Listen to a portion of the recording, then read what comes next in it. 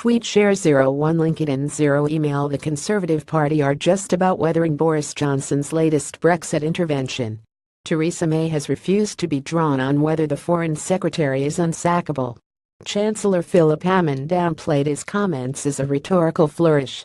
But Johnson's 4 red lines, laid out in a pre-conference interview with The Sun, pose the serious risk of a Tory meltdown later in the Brexit process.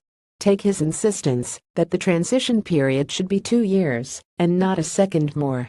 May's official position is that transition should be around 2 years, while Hammond and business groups have urged something closer to 3. The problem with insisting on a maximum of 2 years is that our economy would face another cliff edge if we hadn't negotiated a new deal with the EU by then.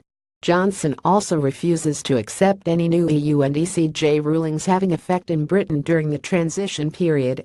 The first part of this red line, no new EU rules, will probably be problematic for the EU. May seems to appreciate this. That's presumably why she refused to be drawn on whether the UK would be bound by new laws in an interview with the BBC's Andrew Marr on Sunday. The second part of this red line, no new ECJ rulings, could also be problematic, depending on what Johnson means by this.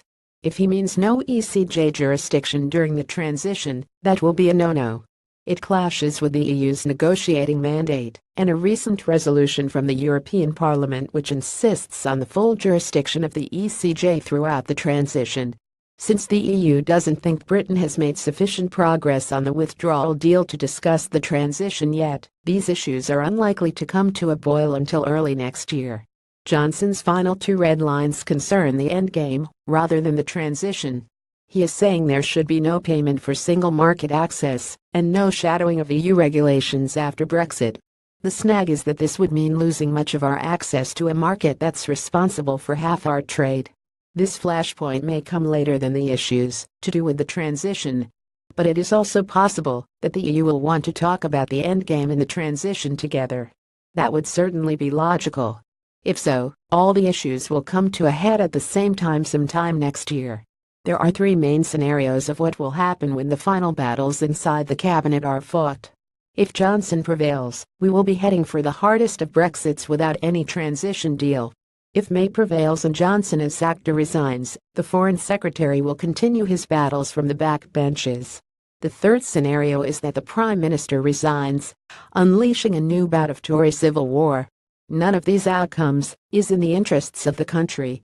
No wonder the British Chambers of Commerce is calling on the government to pull itself together. Unfortunately, there's little chance of that. Tweet share 01 LinkedIn 0 email edited by Hugo Dixon.